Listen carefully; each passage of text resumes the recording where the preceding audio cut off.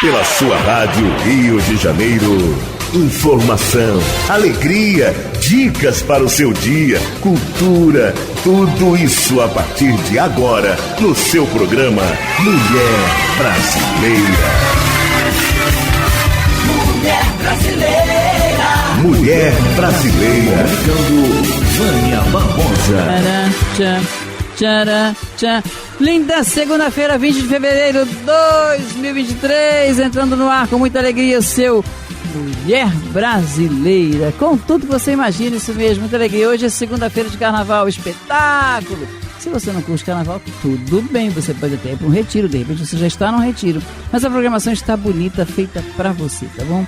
Para que você tenha algumas curiosidades sobre alguns personagens do dia, gente que fez o carnaval, gente que trouxe o carnaval para o Brasil, ou gente que, grandes mulheres que, como eu, como você, fizeram parte dessa festa bonita que está acontecendo, tá bom?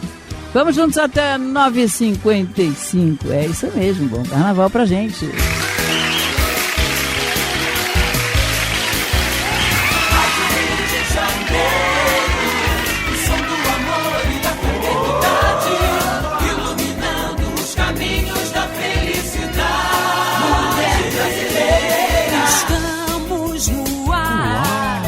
Trazendo mensagens de luz.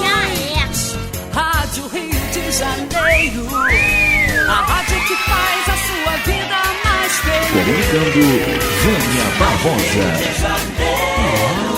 O som do amor e da fraternidade, iluminando os caminhos da felicidade. Bom dia, iluminando os caminhos da felicidade.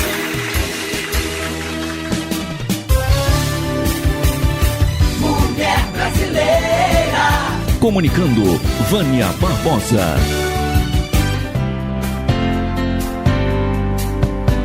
Uma palavra amiga. Palavra amiga vem de uma grande mulher, portuguesa e brasileira ao mesmo tempo. Eu falo de Carmen Miranda.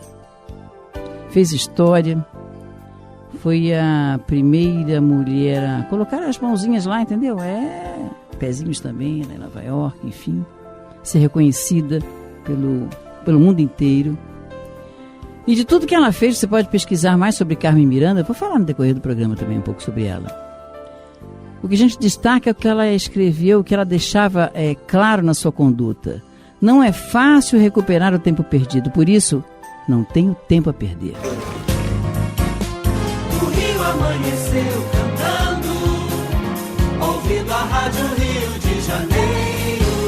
1400 AM, a emissora da fraternidade.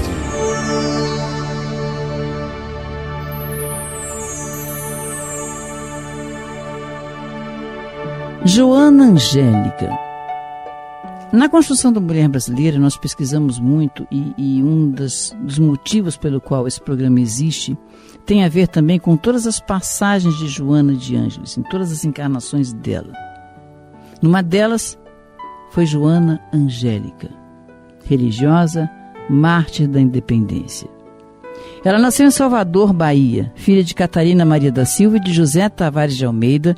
Ingressou no convento da Lapa, na cidade de Salvador, em 1782, fazendo sua profissão de fé no ano seguinte, como irmã Joana Angélica de Jesus, da Ordem das Religiosas Reformadas de Nossa Senhora da Conceição.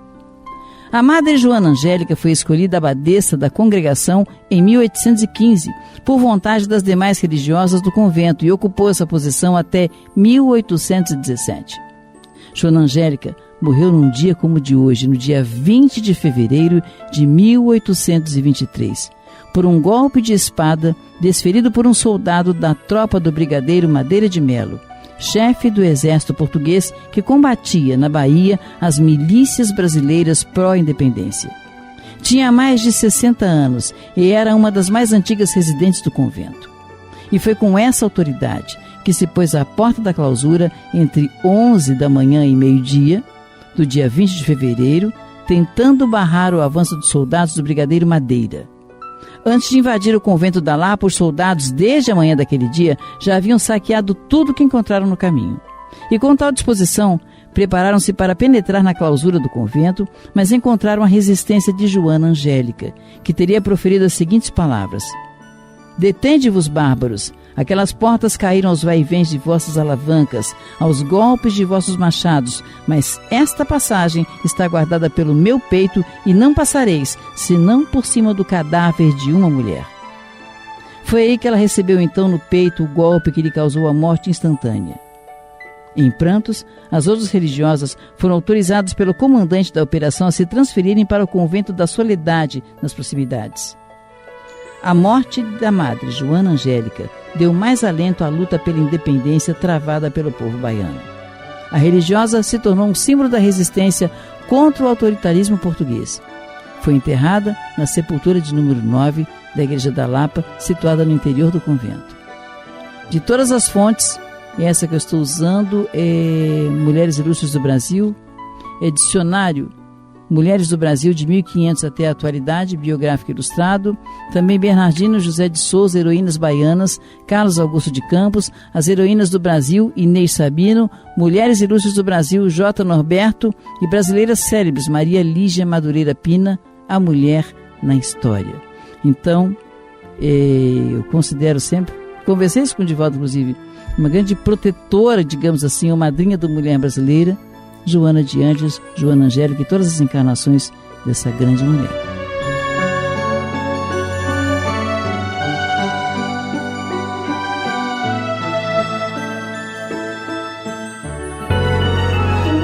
A emissora que promove educação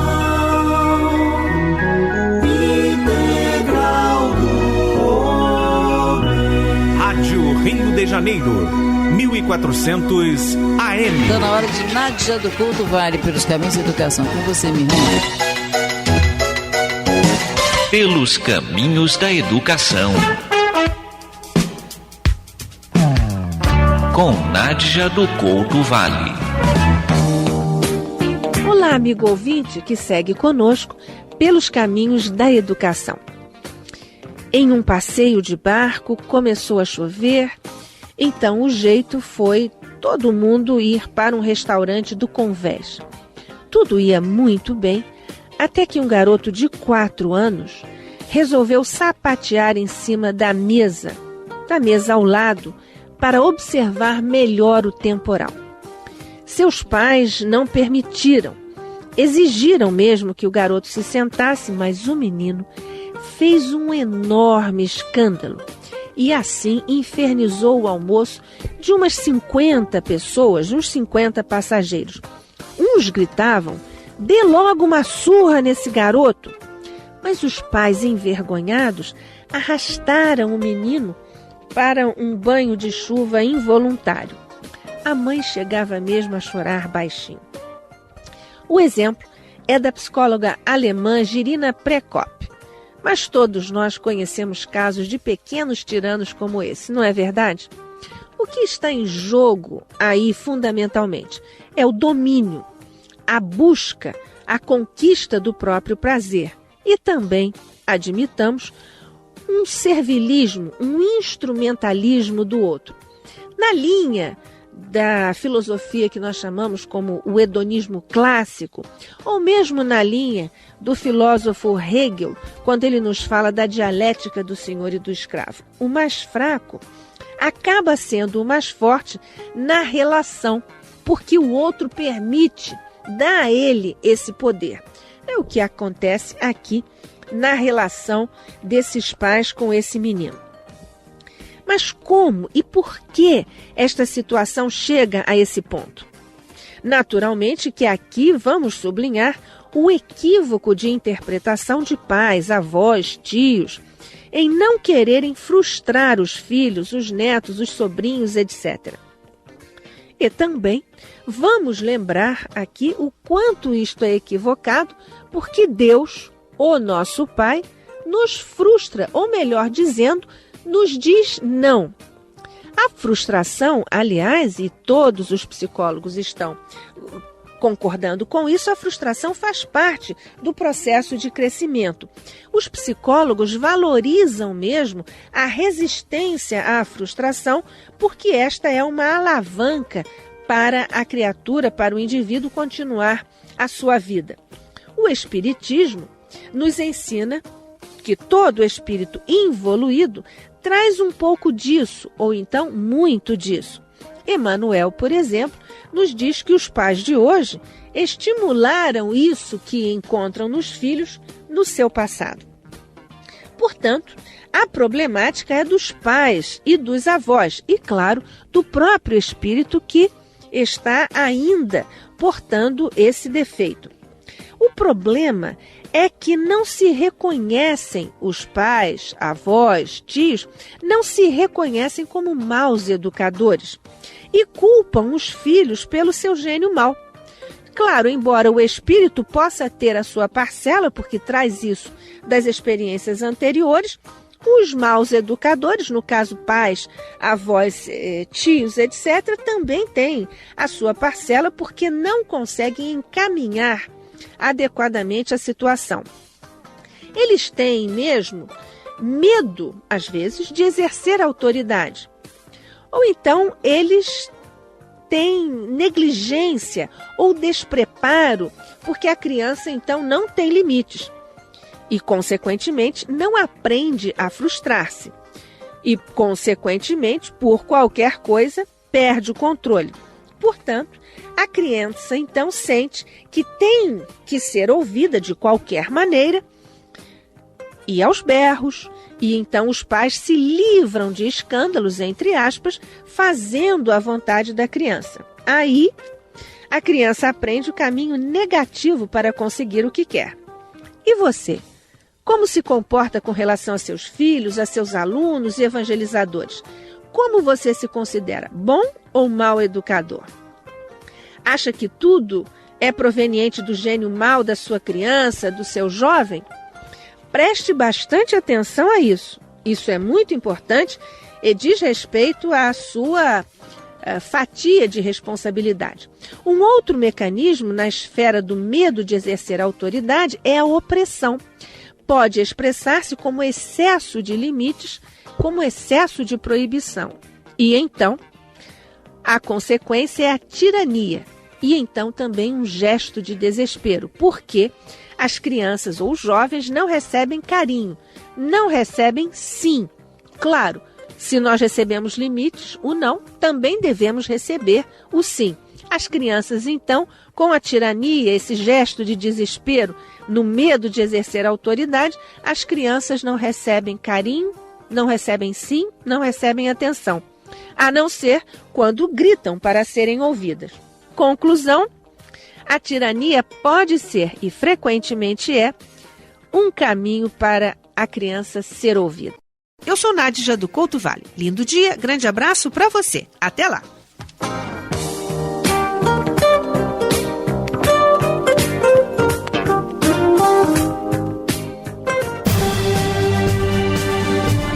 Rádio Rio de Janeiro, fazendo você muito mais feliz. Mulher brasileira. Comunicando, Vânia Barbosa. Sônia Estevam de Santa Cruz, parabenizando a Rádio Rio de Janeiro. Coisa boa, muito bom ter você por aqui. Mário Sérgio de Olaria, que coisa boa também. Manda um beijo para mim, para todos os funcionários da Rádio Rio de Janeiro, paz, saúde. E a mensagem do dia que ele passa pra gente é o seguinte: já estou chegando, eu já cheguei à altura da vida em que tudo de bom era no meu tempo. Que isso? seu Lima não. Mabel de Realengo, super beijo. Oh, coisa mais linda. Mabel de Realengo mandando uma foto dela com aquele menino bonito dizendo assim, acabei de acordar. Oh, meu Deus do céu, bom dia pra vocês. Beijo na Rosa também, tá bom? Rosimar de Anchieta, super beijo, super abraço. Deixa eu ver quem mais aqui. Lucimar Nascimento do Flamengo, amo você, menina, bom dia. Alice Vasconcelos, uma grande escritora, livros sensacionais, bom dia também.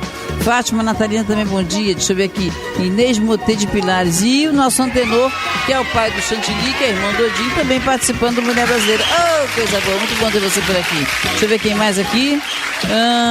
Minha Elizabeth Nogueira de Curitiba, bom dia. Marinalva da Penha também, bom dia. João Carlos de Caxias, bom dia, que bonito. Eduardo dos Santos também, super beijo. Elisa de Campo Grande, muito bom ter você aqui, Elisa. Quanto tempo não ouço você? Cátia Chamon de Pilares, bom dia. Maria da Cunha Riachuelo, Jude Quintino também, bom dia. Muita gente participando, coisa boa, muito bom ter você por aqui. E Arani Fardilha do Cordovil também. Não estava muito afim não, mas acordei. É isso aí, tem que acordar.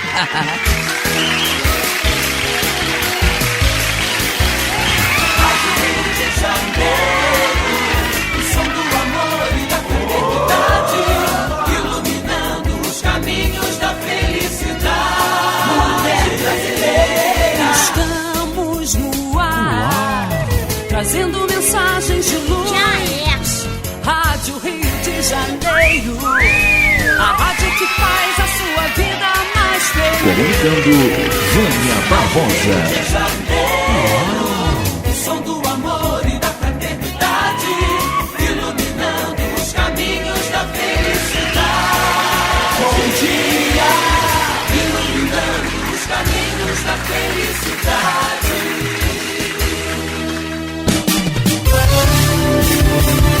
Mulher Brasileira. Comunicando Vânia Barbosa.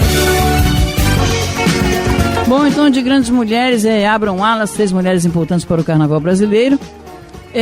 Bem, nem sempre foi assim, né? O carnaval é considerado uma festa popular, nasceu com samba, marchinhas de bloquinhos de rua, festa democrática, aberta a todos, enfim. Mas assim, era um gênero musical que durante muito tempo foi marginalizado, mas acontece, estamos aqui para isso, para falar sobre isso. Vou falar de Tia Ciata. A casa de Tia Ciata era um ponto de encontro para a festa, se cultuavam tanto os orixás quanto os santos católicos. E nessas festas se destacavam rodas de partido alto. Ela foi partideira, cantora de partido alto, um estilo de samba que surgiu no início do século XX.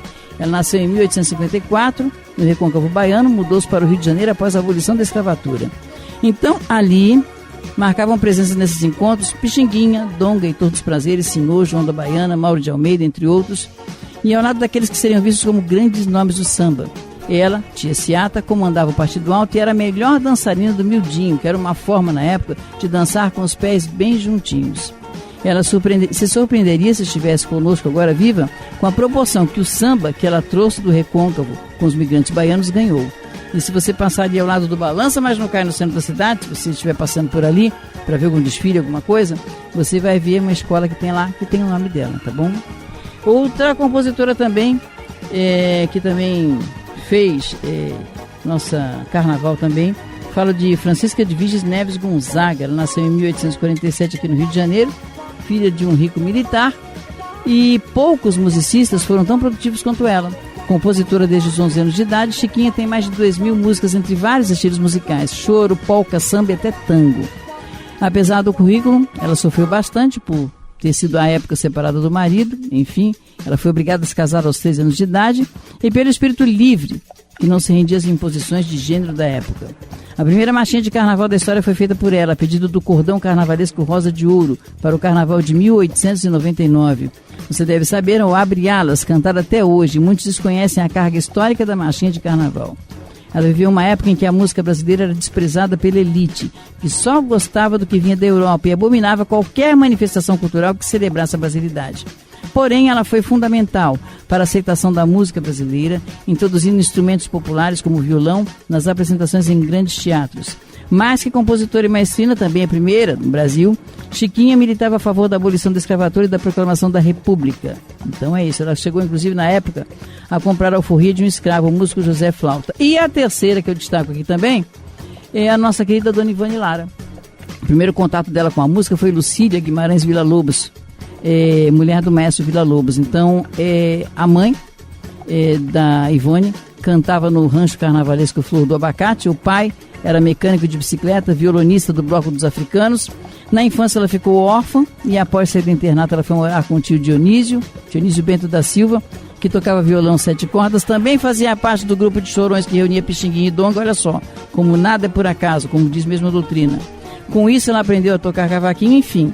Aos 24 anos ela começou a participar de uma escola de samba Prazer da Serrinha, mesma época em que ela começou a compor sambas e partidos altos, que eram apresentados por outros sambistas.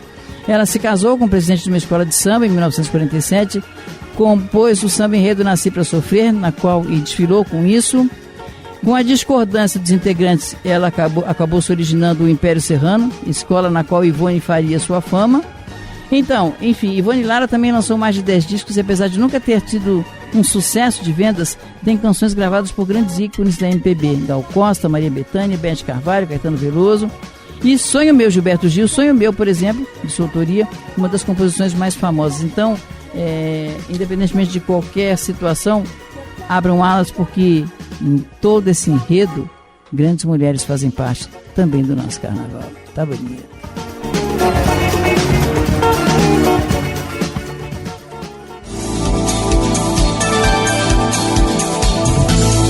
Programa Mulher Brasileira. Entrevista. Quando se pensa em imagem profissional, o que vem à cabeça primeiramente é estética, mas não é apenas isso não. A imagem profissional é construída por meio da junção de várias qualidades de uma pessoa. Esses pontos dizem respeito à personalidade da pessoa, sua habilidade na área em que trabalha. Mas como você é visto e lembrado no ambiente de trabalho? Quem vai falar sobre isso está na linha conosco, a consultora de imagem, Raquel Estudos. Bom dia, Raquel. Bem-vinda, Mulher Brasileira. Tudo bom? Bom dia, Vânia. Tudo bem? Tudo bem. É bem. Um prazer estar aqui no programa, falando com todos os ouvintes da Mulher Brasileira. E vamos começar. Vamos começar, então. Imagem profissional. Normalmente a ideia que vem mesmo à cabeça, olha a imagem profissional de fulano. Se ele está bem arrumado ou não, a parte estética, mas isso é mais do que a parte estética. Explique então um pouquinho o que vem a ser isso. Como é que se constrói essa imagem, então? Nós vamos falar um pouquinho sobre a imagem profissional. Sim. E quando a gente ouve a palavra imagem, a gente sempre pensa naquilo que a gente vê. Sim. Né? Então a gente transmite esses códigos para vestimenta, para arquitetura, tudo que é externo. Mas a imagem, na verdade, ela diz respeito a um conjunto de coisas. Então, a sua imagem profissional, ela vai ser definida não só pela maneira como você se veste, mas a maneira como você se comporta no seu trabalho, o seu tom de voz, como são as suas redes sociais. Eu gosto de dizer que a imagem, ela é definida pelas nossas escolhas. Uhum. E é um conjunto de coisas, não é só uma. Mas é importante que todas estejam alinhadas. Uhum. Então, de todas essas características, o que é mais forte nessa imagem profissional? Com certeza, primeira impressão, como a gente sempre fala, é a que fica, sim. É a maneira como você se veste, unido como você se comporta. São as coisas mais importantes no ambiente de trabalho. Então tem aquela pessoa que você conhece, que você vai trabalhar junto, quando alguém fala dela, você idealiza na sua mente a maneira como ela se veste, como ela fala com as pessoas, são as coisas que a gente observa primeiro. Uhum. E isso acontece, desculpe, em todos os ambientes de trabalho, não é não? Isso, em todos os ambientes, em todas as áreas, não tem como separar uma coisa da outra, porque é algo que é comprovado cientificamente. O nosso cérebro, ele, em um segundo, vai julgar a pessoa que ele está vendo pela maneira como ela se veste. Isso não é algo que vai mudar, não tem nada a ver com aquela coisa de, você pode ser quem você quiser. Você pode ser, você com certeza pode, mas não anula que as pessoas vão julgar pelo como você está vestido. Uhum. Então, por exemplo, o que o profissional deve fazer para ser bem visto no ambiente? Tem todo esse conjunto, mas assim, tem a maneira dele falar, tem a maneira de se comportar, tem talvez até algum conhecimento que tenha, Mas o que pode ser unido a essa visão agora, essa imagem profissional? Olha, hoje em dia nós vivemos uma era digital. Sim. Então não é mais só possível você se comportar lá no seu ambiente de trabalho. As pessoas vão olhar suas redes sociais, vão ver se elas estão, a rede está aberta, se ela está fechada. De alguma maneira, alguém sempre vai dar uma olhadinha ali, ou no Instagram, ou no Facebook. E tudo isso tem que estar conversando com aquilo que você apresenta diariamente no seu trabalho. Do contrário, eu costumo falar que a gente cria um ruído na imagem, sabe? Sim. Como um programa de TV, quando fica aquele chiado, um ruído que você vê parcialmente, e aquilo causa um pouco de confusão. Então, hoje em dia, você não pode se preocupar apenas com o dia que você vai trabalhar, com uma maneira que você vai falar com os seus funcionários ou seus colegas de trabalho. Você também precisa se preocupar com as redes sociais, com a maneira que você se comporta lá. Então, eu acho que tudo isso é incluído e vale a pena observar. Uhum.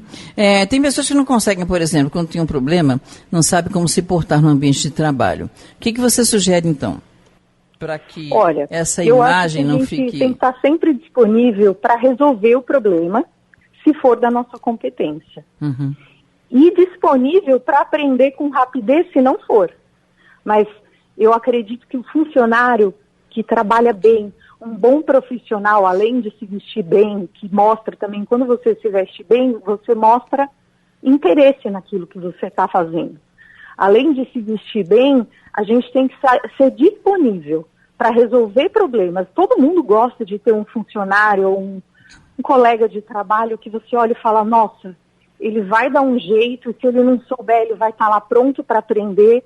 Então, eu acho que essas coisas servem para aprender a se portar no local de trabalho e, acima de tudo, é ser ético. É verdade. A imagem profissional afeta a carreira, então? Com certeza. Qualquer carreira. Certeza.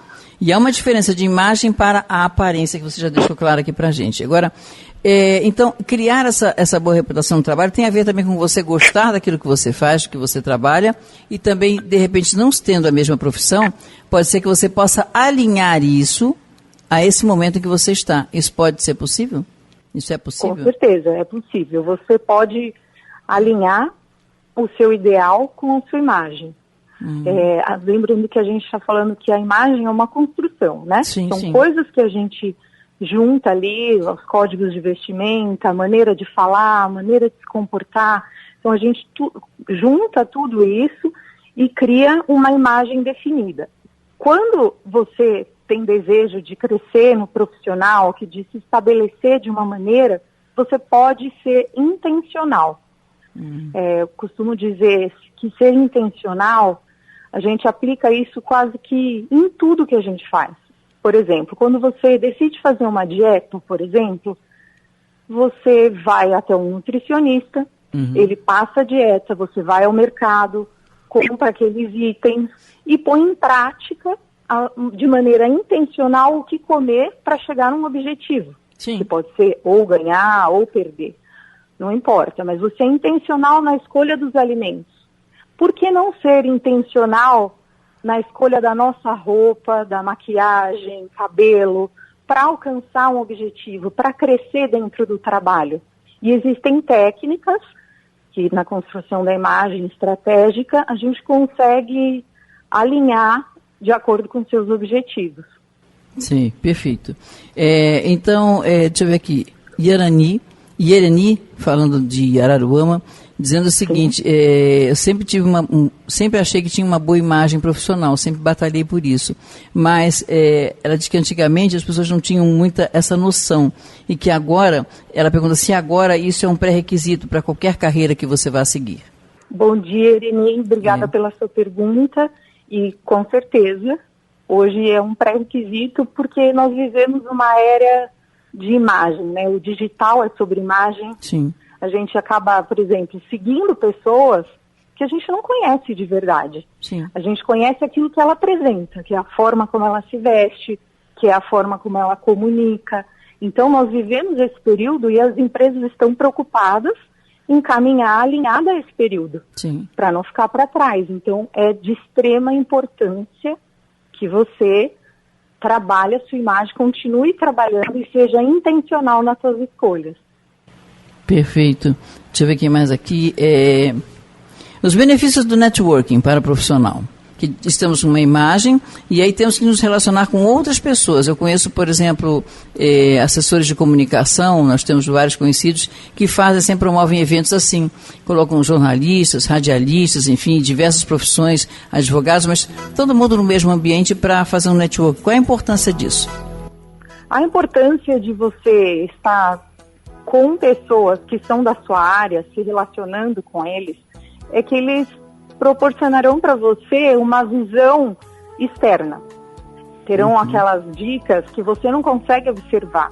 Eu mesma tenho uma pessoa que eu atendo que trabalha com moda e pediu que eu fizesse a consultoria de imagem. E quando eu perguntei, mas por quê? Não, é porque eu quero uma visão de fora, porque talvez eu não esteja vendo algumas coisas daqui onde eu tô.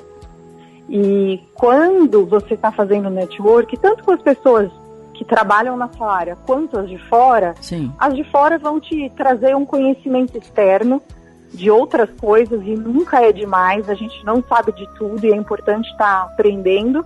E as de dentro da tua área, elas vão comunicar, se forem honestas com você, vão comunicar aquilo que pode, dar uma ajustada no seu trabalho, na sua carreira. Sem contar que a gente está se conectando com pessoas e estabelecendo futuros negócios ou coisas do tipo. Então, eu acho super valioso para qualquer carreira. Ok. Obrigada, Raquel. Estamos chegando ao final da nossa conversa, tá? Nada. Mas eu quero que você volte mais vezes aqui, tá bom? Que da próxima eu vou perguntar o que fez você seguir essa área. Sim, pode contar comigo, Vânia. Tá Foi um prazer participar. O prazer é nosso. Deixa uma rede social pra gente, então, porque muita gente tem perguntas aqui para fazer para você, tá bom? Claro, pode me perguntar. Vai ser um prazer receber cada pergunta ali no meu Instagram, que é Raquel Strutz. O Strutz é um sobrenome complicadinho, de origem austríaca, então vou dar uma soletrada para vocês. É Raquel com Q-U-E-L e Strutz é S-T-R-U-T-Z. Maravilha. Vai ser um prazer falar com cada um de vocês ali. Ok. Obrigada, então. Bom dia para você e parabéns pelo seu trabalho. Obrigada, Vânia. Até a próxima. Obrigada. Muito legal, tá vendo? Falamos com a consultora de imagem Raquel Strutz. Você pode segui-la lá no Instagram, @Raquel, Q-U-L, Strutz é S-T-R-U-T-Z. Sensacional. Então, pensa aí nessa imagem. Rádio Rio de Janeiro, construindo um mundo melhor.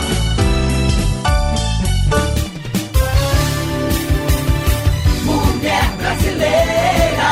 Comunicando, Vânia Barbosa. Aliás, eu quero falar também de uma grande mulher brasileira, Maria Augusta Tomás. Ela nasceu na cidade de Leme, São Paulo, filha de Olga Michel e Anis Tomás, foi uma estudante na Pontifícia Universidade Católica, fez um trabalho maravilhoso, você pode pesquisar sobre ela, tá bom? Maria Augusta Tomás com TH, nasceu em 1947, e tem também Maria Augusta Meira de Vasconcelos Freire, que também foi uma grande escritora e que nasceu em Pernambuco, também fez uma grande carreira, não exerceu a profissão, mas ela foi uma grande escritora também, tá bom? Colaborou com vários periódicos, o Lírio, na imprensa feminina local e tem várias fontes sobre isso. Então pesquise, Grandes Mulheres para você.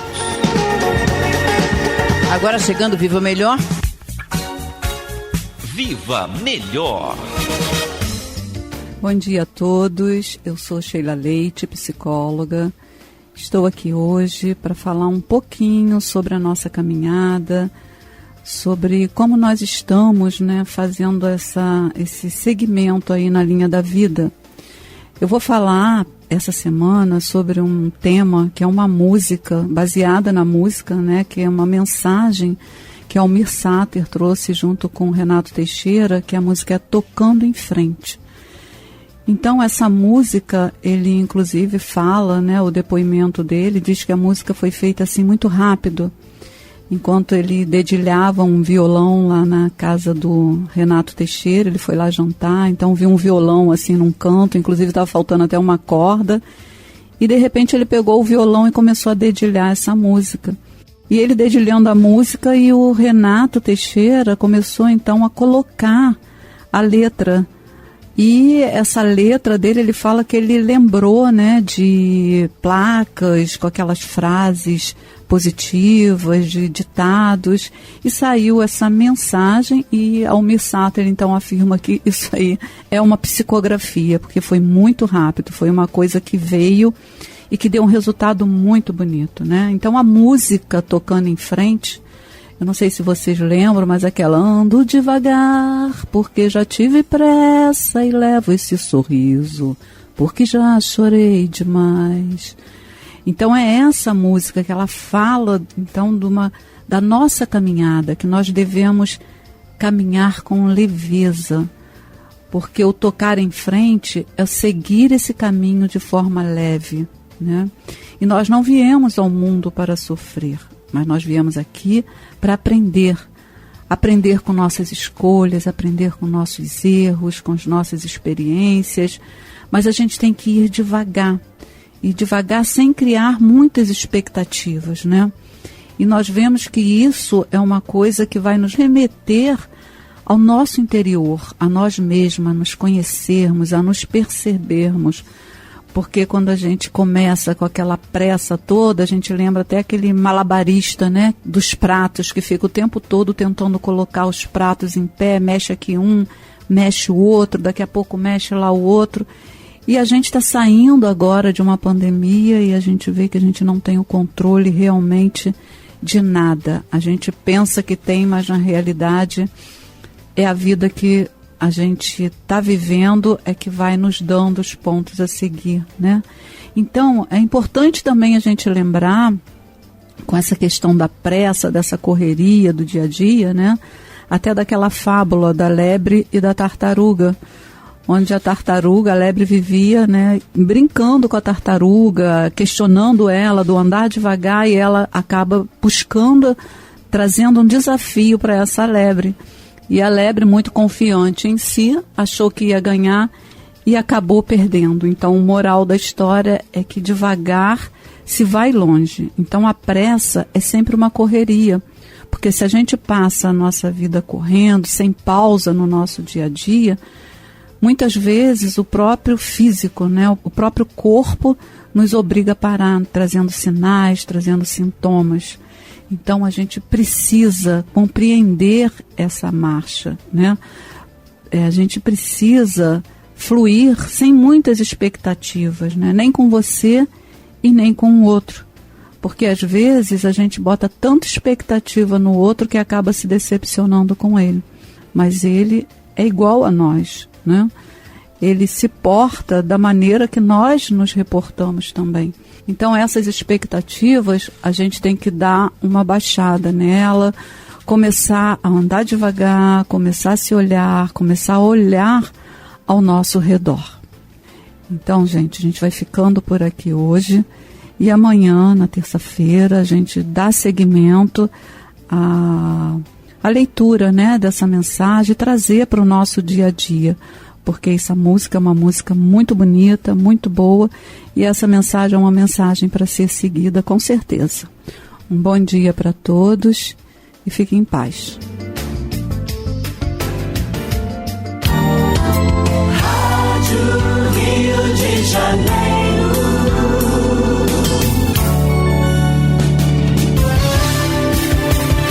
Mulher brasileira. Comunicando, Vânia Barbosa. Denise Carvalhais, bom dia, Vânia Barbosa. Além de um bom dia, te desejo paz, saúde, força, sabedoria, paciência, tolerância, coragem, muita fé, é verdade, tem que ter mesmo. Porque senão já viu, não dá pra ver não. E vencer a cada segundo de hoje, acreditando no melhor de Deus, que ainda está por vir pra mim e pra ti. Oh, coisa boa. Então é isso, gente, tô indo nessa, super beijo, super abraço. Não sai daí não, que tem muita coisa boa acontecendo hoje. Daqui a pouquinho tem mais um novo programa, isso mesmo. Super beijo, obrigada Clévia, obrigada Isabela e a todos vocês. É isso, beijo. Você ouviu Mulher Brasileira.